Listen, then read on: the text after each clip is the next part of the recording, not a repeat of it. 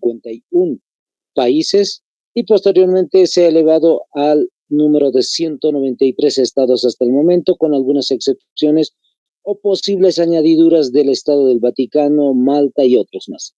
En el caso de las sedes, hemos mencionado Nueva York, hemos mencionado Ginebra y hemos mencionado también los dos diferentes lugares que son Austria, específicamente en Europa, Kenia, también en África.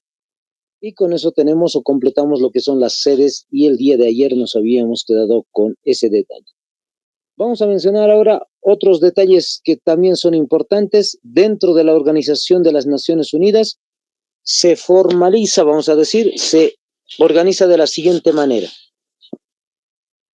Anótense. A la cabeza de toda la organización está la Asamblea General. Les vuelvo a repetir, la Asamblea General es la que está a la cabeza de todo este organismo internacional. Entonces, ¿en qué consiste la Asamblea? En este caso, la Asamblea es la reunión de los distintos tipos de países, representantes. Puede ser en algún momento el presidente directamente, como en algunos momentos hemos visto, o en algunos casos hemos visto que Luis Arce y otros presidentes del mundo se desarrolla una asamblea, es decir, una reunión de distintos tipos de presidentes e inician los distintos tipos de debates. O puede ser simplemente la reunión entre ministros de cada estado. Entonces, a eso se refiere con el caso de la Asamblea General. Un segundo detalle interesante, el segundo, vamos a decir así, grupo, o perdón, jerarquía dentro de lo que va a ser el caso de la ONU va a ser el Consejo de Seguridad. El Consejo de Seguridad.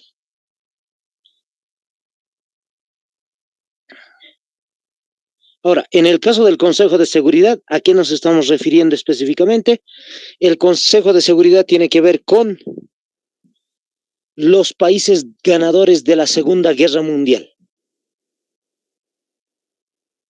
Es un dato muy interesante este, vamos a recopilar nuevamente. Les mencionaba en algún momento, después de desarrollarse la Segunda Guerra Mundial, los países ganadores de la Segunda Guerra Mundial justamente son el país de Estados Unidos, la Unión Soviética, que hoy por hoy es Rusia, China, Gran Bretaña, Francia,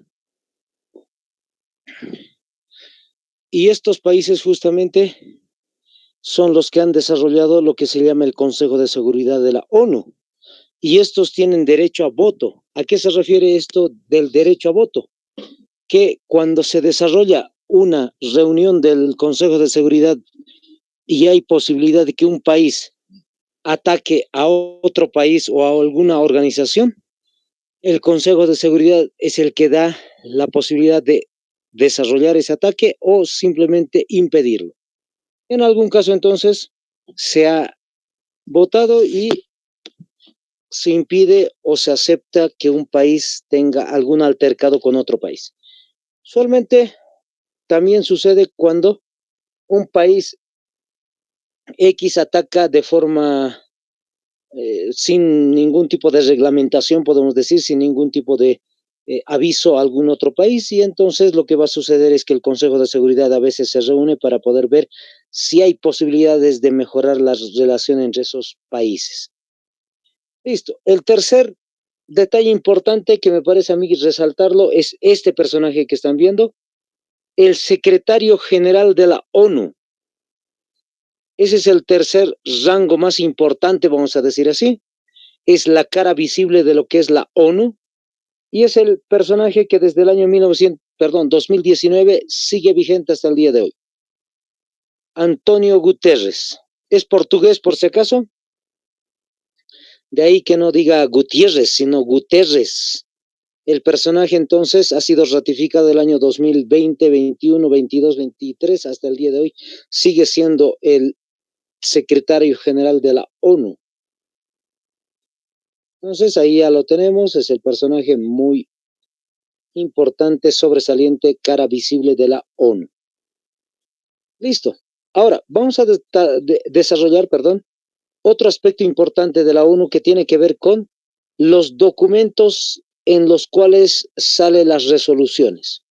Es decir, en otras palabras, una vez desarrollada la Asamblea General o ya sea cualquier acuerdo internacional en cuestiones de Consejo de Seguridad o lo que tiene que ver con el secretario general, interesantemente los documentos salen, anótense, en estos siguientes idiomas.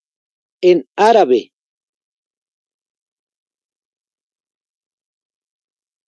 ahora no solamente en árabe, en chino mandarín, es el idioma que se utiliza hasta el día de hoy en China.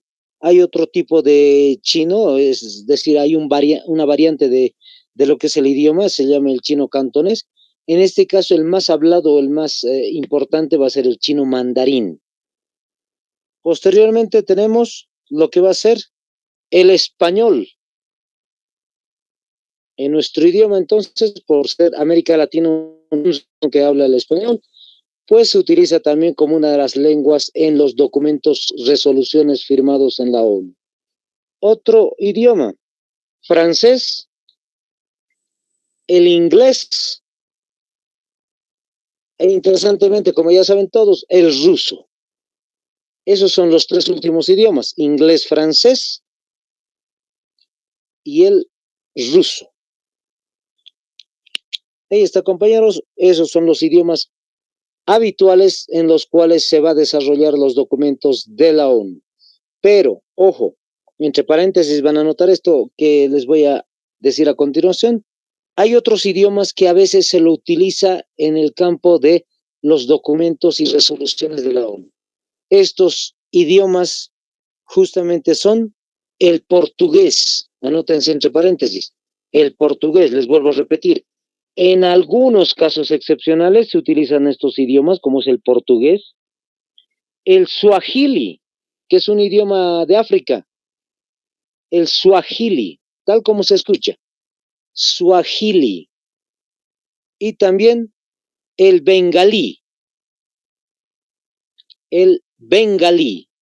con B alta, por si acaso, con G de gato, bengalí. Entonces, fíjense el detalle interesante. Son tres idiomas que a veces se lo utiliza para desarrollar también las copias de los documentos de la ONU. Listo. Ahí está, por si acaso, para tener en cuenta algunos detalles importantes. Otro detalle, quiero que le saquen capturita a esto que están observando ustedes, tiene que ver con las agencias especiales que tiene la ONU. Estamos hablando de la OMC, por ejemplo, que está ahí a la cabeza, la Organización Mundial de la Salud.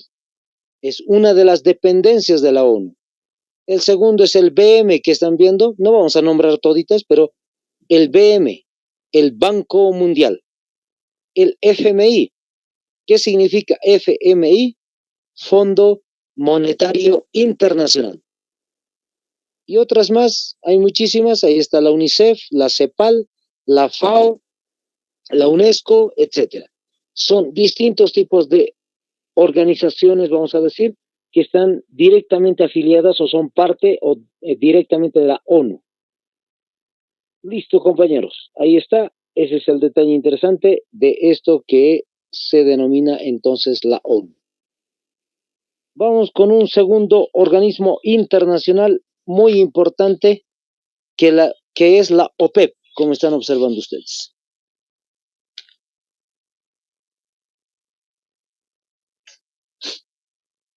En el caso de la OPEP,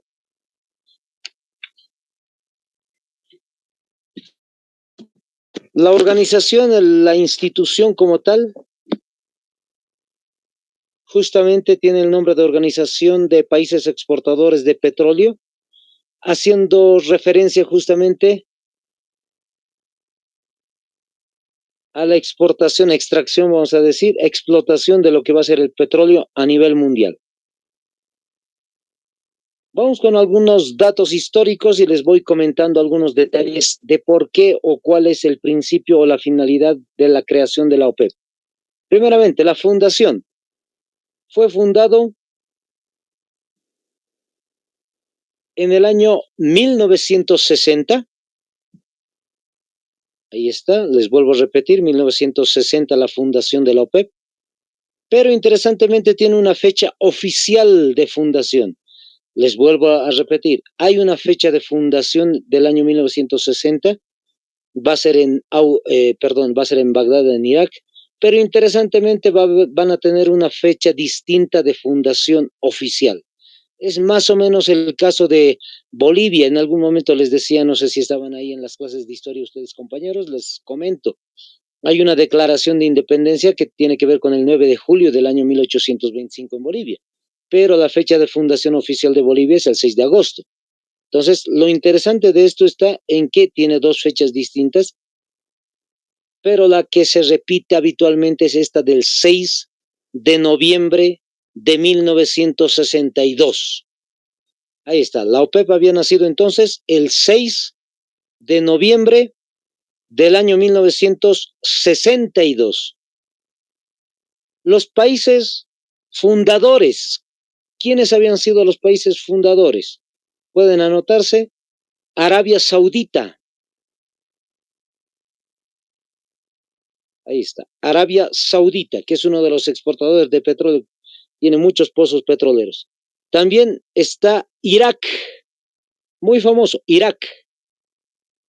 Con cada kilo al final, ¿no ve? Irak. Está también Kuwait. ¿Cómo se escribe Kuwait? Con cada kilo y W, ¿no ve? Cada kilo U-W-A-I-T. Kuwait, tal como se escucha. Kuwait. Hay otro país que es Irán. Este termina con la N, por si acaso. El anterior que les dije, Irak, terminaba con la K de kilo. En este caso, Irán con la N. Y finalmente, Venezuela. Es una sorpresa interesante. Venezuela está dentro de lo que va a ser los países fundadores de la OPEP. Un país sudamericano, fíjense. Listo. Otro detalle importante va a ser el caso justamente de lo que va a ser la sede. La actual sede, es decir, ¿dónde está ubicada la sede de la OPEP? En Austria, Viena, es decir, en Europa.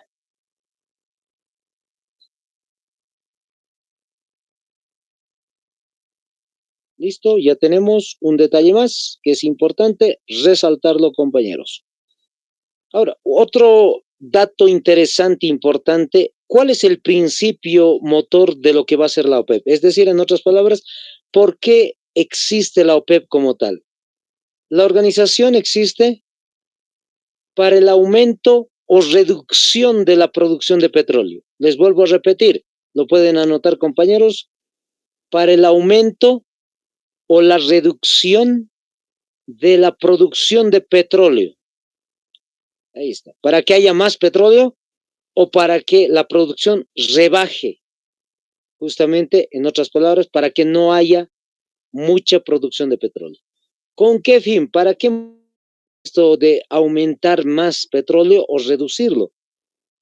Para manejar el mercado del petróleo. En otras palabras, para que el petróleo no suba de precio, en algún caso, o rebaje. Es decir, en otras palabras, para que me entiendan más concretamente, más sencillo. En realidad, se le dice de esta manera, barriles de petróleo, ¿ya? Ese es el precio por barril de petróleo, puede ser $50, $100 o $150 o dependiendo. Interesantemente, si aumenta la producción, es decir, si hay más petróleo, va a rebajar el precio del petróleo. Es decir, ya no va a valer 50, sino incluso puede valer 40, $30 el barril de petróleo. ¿Qué es lo que sucede ahí? A nivel mundial hay una crisis. ¿Por qué? Porque todo va a estar rebajado. Todo lo que se maneja a nivel de el petróleo o el gas, si quieren ustedes, ambos, interesantemente, hace que la reducción de los precios a nivel mundial bajen, es decir, el azúcar, los, qué sé yo, la posibilidad de materiales de construcción, los salarios, etcétera, todo va a rebajar porque el petróleo ha rebajado el precio porque hay mucho petróleo en el mercado.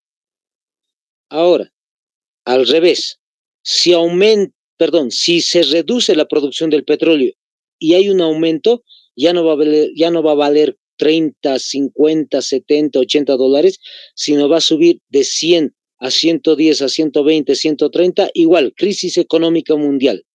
¿Por qué? Porque todos los precios de todos los productos van a subir. Y la gente más humilde, vamos a decir, las que no perciben mucho salario, pues lamentablemente no van a poder conseguir los productos que necesitan. Por eso había sido la existencia de la OPEP. La OPEP lo que hace es marcar, si hay mucho petróleo, pues lo van a reducir. Si hay mucha reducción, pues lo van a aumentar. ¿Para qué? Para que el precio se estabilice. ¿Y cuánto es más o menos el precio que tendría que estar estable? Entre 90 a 100 o 110 dólares, más o menos. Ese es el sector. Perdón, ese es el nivel. Listo. Vamos a sacarle una fotografía a esto, es decir, una capturita. Ahí están los países exportadores de petróleo a nivel mundial.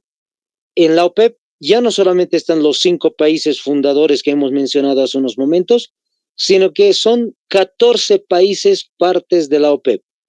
Ahí está Angola, Arabia Saudita, el fundador, Argelia, Ecuador, ahí está un país sudamericano, Emiratos Árabes Unidos, Gabón, Guinea, etcétera. Son todos los países que son partes de la OPEP. Listo. Entonces, con eso terminamos, compañeros, el caso importante e interesante de lo que va a ser ese organismo internacional. Vamos con el tercer organismo internacional, cuyo nombre es OEA. Ahí está lo que significa la OEA, justamente en el caso del cuadro, en la parte de abajo, Organización de los Estados Americanos. También en el logo se encuentra, como están viendo en el círculo, Organización de los Estados Americanos. Entonces, esta Organización de los Estados Americanos, pues es un organismo internacional, igual de tipo supranacional, pero que tiene que ver con América, solamente con América. Vamos a revisar ahora un poquito de su historia. En el caso de la historia de la OEA, se data, anótense, del año 1889. Perdón, compañeros. 1826 es la más antigua fecha. 1826. En el caso del año 1826, hay un personaje muy conocidísimo para nosotros y a nivel latinoamericano también. Su nombre, Simón Bolívar. ¿Qué hizo Simón Bolívar? Lo que ha desarrollado es el Congreso de Panamá. Anótense. El Congreso de Panamá. ¿En qué consiste el Congreso de Panamá? Se había desarrollado una reunión por parte de Simón Bolívar y la visión que tenía Simón Bolívar era la de unir justamente a diferentes países independientes de América para poder desarrollar un organismo supranacional, un organismo por encima de todos los estados. O si quieren una especie de confederación de los países. Si quieren un Estados Unidos, pero del sur. Esa era la idea. Lamentablemente no va a tener eco y al final simplemente los países independientes son separados y Simón Bolívar en el año 1830 fallece. ¿Se retoma nuevamente la idea? Sí, anótense ahora sí, 1889. 1889. Y al ladito me lo colocan, Primera Conferencia Internacional Americana. Ahí está. Primera Conferencia Internacional Americana.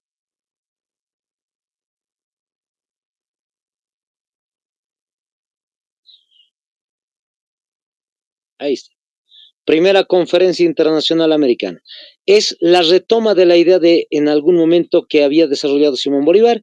Ahora son países independientes que son un poco más fortalecidos, vamos a decir, en sus países, es decir, en sus regiones. Interesantemente, se va a desarrollar esta reunión para la posibilidad de un organismo internacional. Va a tener que esperar un año más. Anótense, 1890, un añito más, 1889 dijimos, ahora es 1890. Y se formaliza justamente un organismo internacional, compañeros. Se lo conoce con el nombre de Unión Internacional de Repúblicas Americanas. Les vuelvo a repetir, lo van a revisar también el videíto. Justamente se llama Unión Internacional de Repúblicas Americanas, de Repúblicas Americanas. En algún caso se lo conoce con este otro nombre, entre paréntesis pueden colocar Unión Panamericana. Ese había sido otro de los nombres con los cuales se le había conocido a este organismo internacional, Unión Panamericana.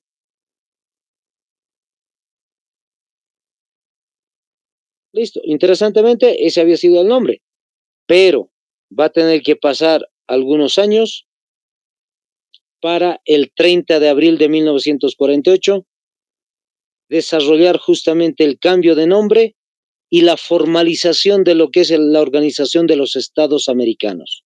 Ahí está en la imagen, anótenlo en su cuaderno, compañeros.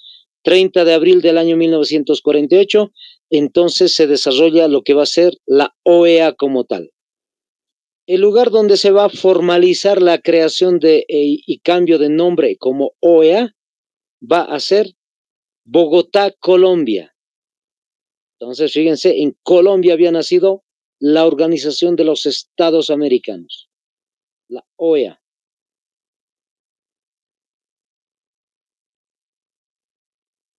Ahora, interesantemente, la finalidad de la OEA tiene que ver con la paz y seguridad. Es muy curioso, muy repetitivo, al igual que la ONU. El caso de la OEA también tiene que ver con lo mismo, paz, seguridad, pero también con otros datos interesantes. ¿Pueden anotarlo? Democracia. Entonces, la OEA es una de las que trata, por lo menos en principios dice, menciona que tiene que ser el cuidado de la democracia, de los derechos humanos también, fíjense, de los derechos humanos, del desarrollo social, del desarrollo social y finalmente del desarrollo económico. Son muchos detalles que la OEA podría tratar de mejorar como relaciones a nivel de América Latina. Lo lamentable de esto es que la OEA no tiene tanto peso político, es decir, en algún momento puede sacar resoluciones, pero no son vinculantes. ¿Qué significa de esto vinculante? Que no puede ser obligatorio para los países, lamentablemente. En algún caso, la OEA lo que hizo es justamente desarrollar una resolución para que Bolivia tenga una salida al mar, pero lamentablemente Chile no la va a obedecer. Listo. Otro de los detalles importantes, la sede. ¿Dónde se ubica al día de hoy la sede de la OEA? Va a ser en Nueva York, Estados Unidos. Esa es la imagen justamente de la OEA en su sede de Estados Unidos. El secretario general de la OEA es este personaje que están observando. No sé si famoso para ustedes. Aquí en Bolivia es muy famoso el personaje por cuestiones del año 2019, por la resolución, perdón, por una especie de observación por parte de la OEA con respecto a las elecciones del año 2019 y por ello se desató un problema grande aquí en Bolivia que ustedes ya conocen. Entonces, Luis Almagro es el secretario general de la OEA hasta el día de hoy, todavía sigue siendo el secretario general. Es decir, la cara visible de la OEA. Ahora, un detalle interesante, hay que especificar cuántos países son partes de la OEA. En realidad hemos mencionado que en América hay 35 países independientes. Anótense, pero 34 países son partes de la OEA. Ojo, no habían sido los 35. Son 34, menos Cuba.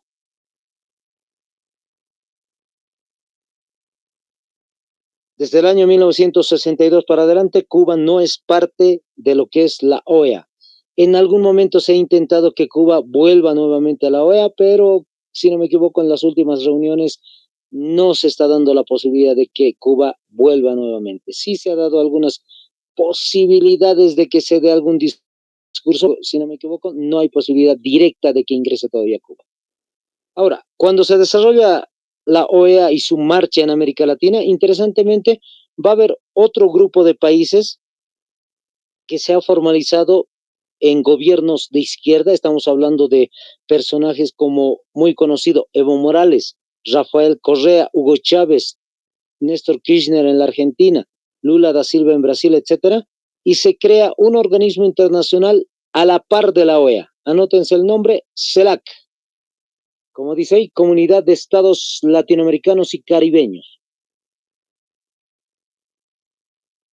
Ahí está la CELAC.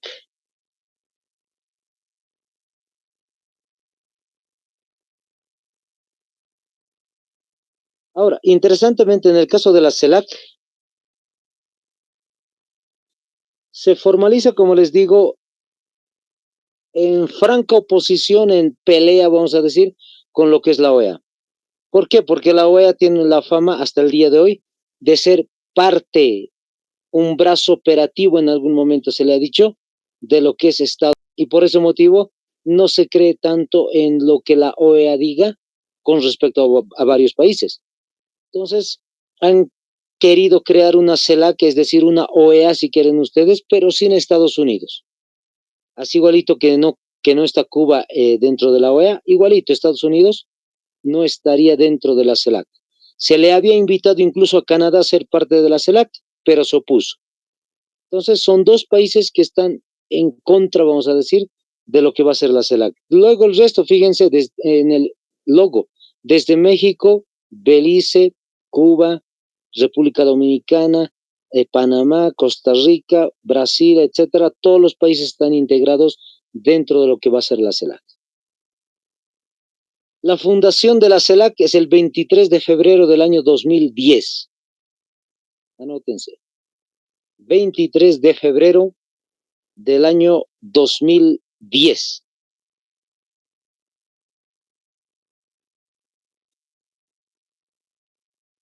Listo, ahí está.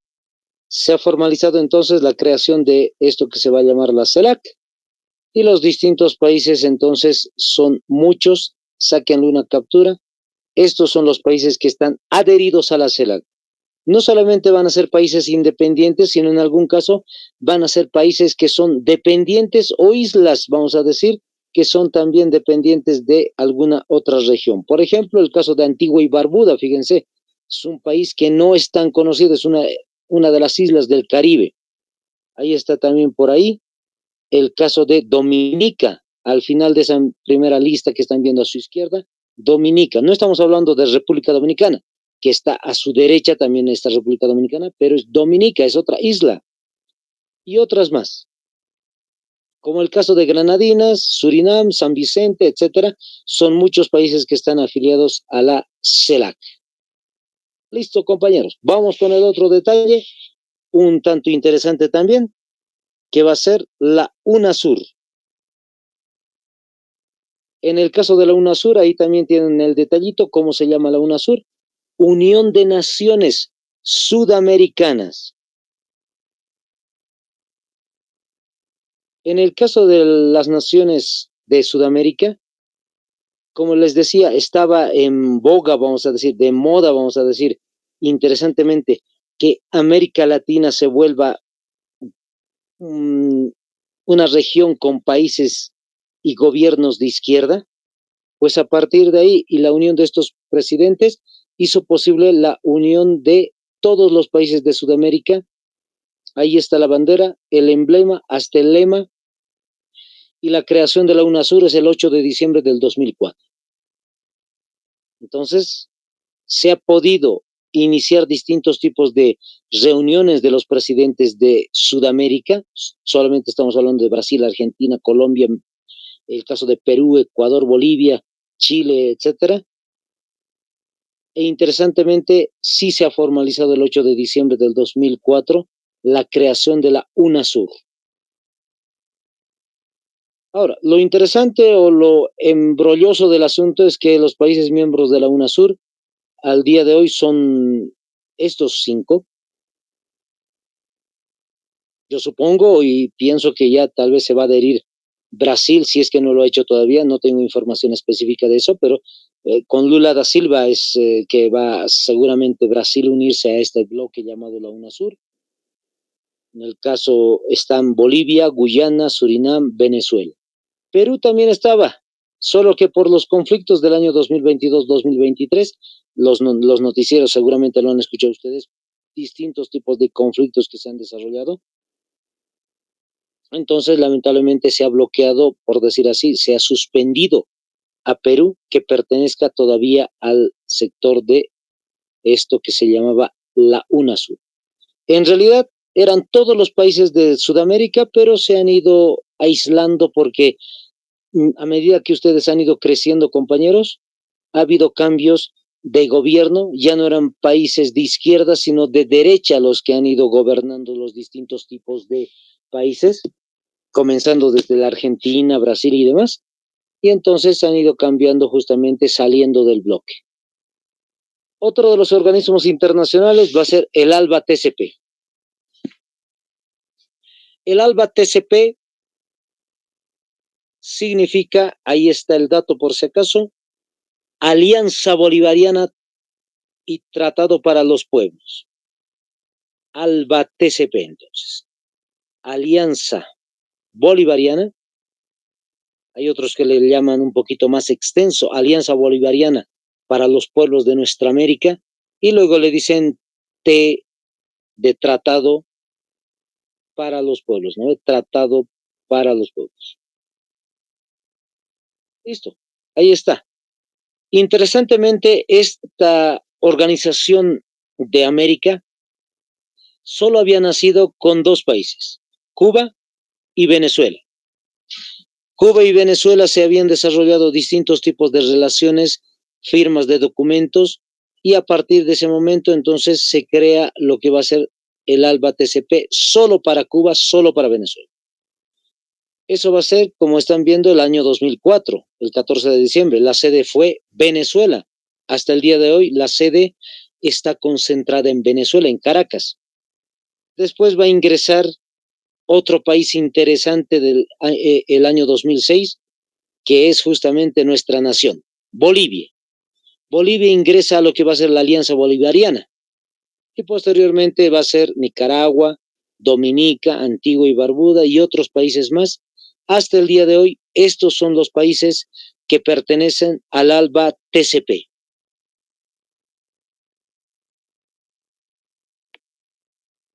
¿Listo? Ahí están los países, yo sé que le están sacando capturita, espero que sí, compañeros. Ese es el ALBA-TCP, entonces son países de la región del Caribe y también otros países importantes. Hay 3 países interesantemente invitados, posiblemente a pertenecer al TCP. Haití, que es de América, Surinam también es de América, y Siria, fíjense un detalle muy curioso. Siria tiene relaciones diplomáticas con distintos tipos de países. Listo, vamos con otro organismo internacional, el PROSUR.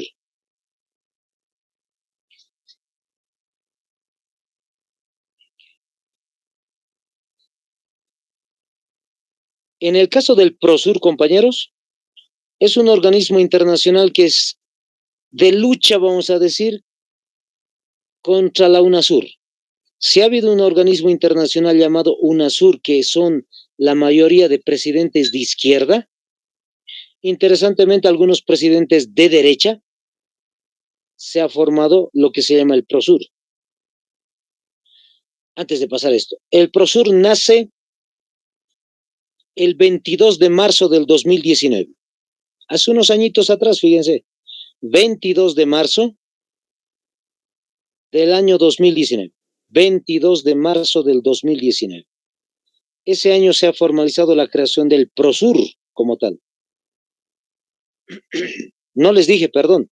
PROSUR significa Foro para el Progreso de América del Sur. Foro para el Progreso de América del Sur. La creación fue en Santiago de Chile.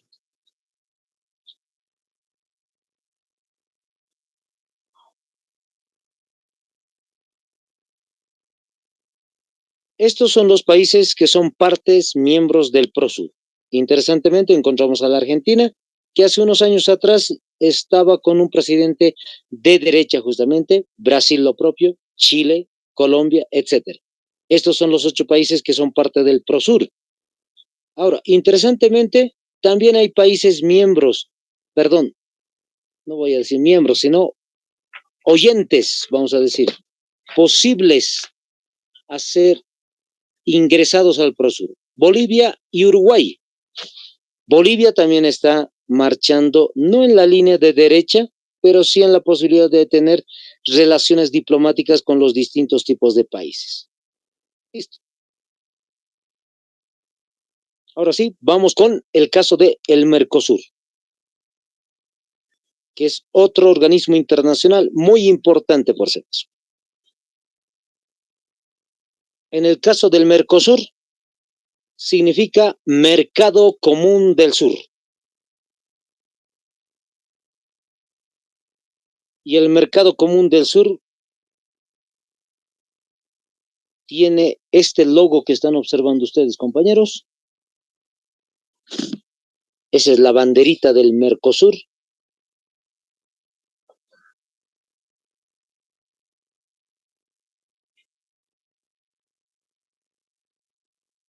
Y la creación del Mercosur va a ser un 26 de marzo del año 1991. 26 de marzo del año 91, 1991. El lugar de creación del Mercosur va a ser Asunción del Paraguay. Aquí al ladito de nuestro vecino, Asunción del Paraguay. Ahí se va a desarrollar la creación de este mercado común del sur. Es literal, compañeros, es un mercado, es decir, estos países que están dentro del Mercosur son los que van a intercambiar productos en precios más interesantes, es decir, más baratos. La sede del Mercosur es Montevideo. Perdón, ahí está. La sede del Mercosur, entonces, Montevideo, Uruguay. Es un edificio gigantesco que tiene ahí en Uruguay. Y esta es la fotografía de los países del Mercosur.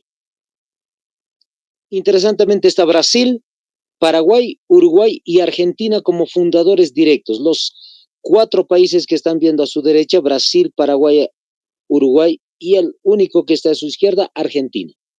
Esos son los países del Mercosur. Interesantemente, Venezuela ha hecho todo tipo de trámites para poder ser parte de lo que va a ser el Mercosur.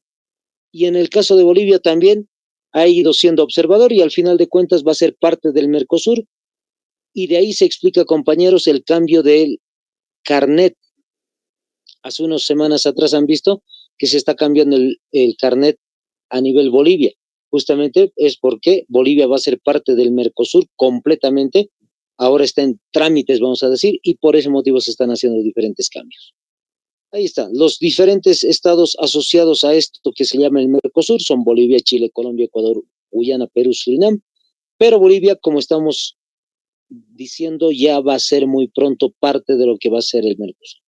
La fotografía que están observando, interesantemente, están viendo que en la imagen del mapita Venezuela está en rojo. ¿Qué significa?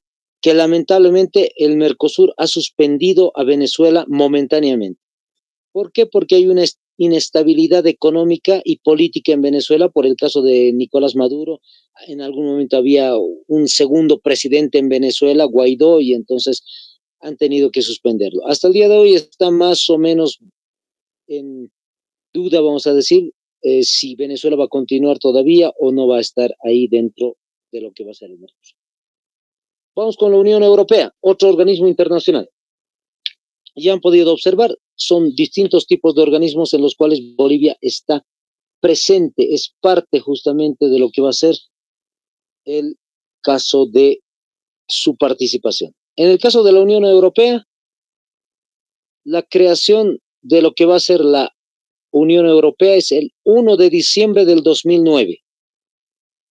Les vuelvo a repetir, 1 de diciembre del año 2009 en Lisboa, Portugal.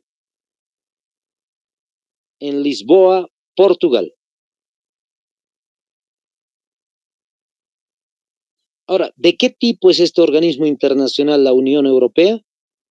Es igual una unión, una organización supranacional, pero específicamente política. Es decir, es de integración y de gobierno. Ojo, de gobierno. ¿Eso qué quiere decir? Que Europa está viviendo como si fuera una especie de confederación. En realidad, todos los países que están unidos en la Unión Europea es como si fuera un Estados Unidos, pero europeo. Y ahí están viendo muchos países. El número de países que están dentro de lo que es la Unión Europea es 30. Antiguamente eran 28 presidentes, perdón, 28 países, pero en la actualidad se han unido Suecia y Finlandia. En este año se han unido Suecia y Finlandia por el detalle de Ucrania, por la guerra de Rusia y Ucrania, por este desastre, este detalle de Ucrania y Rusia, pues Suecia ha tenido la posibilidad, el intento y la posibilidad de aceptar ser parte justamente de la Unión Europea, como también Finlandia. Ahí está. Esta imagen decía 27, en realidad son 30 países. ¿Listo? Ahí está, compañeros. Vamos a quedar entonces ahí justamente en el caso de estos organismos internacionales. Y así de esta manera, compañeros, habríamos concluido el estudio de lo que va a ser la geografía. No se olviden para nada de estudiar, repasar, compañeros, geografía, en caso de geografía general, geografía regional. Hemos especificado varios detalles de la Tierra, hemos especificado los detalles de Bolivia, pero también de los continentes. Y hemos terminado con los organismos internacionales. Espero, no sé si van a estar presentes, compañeros, para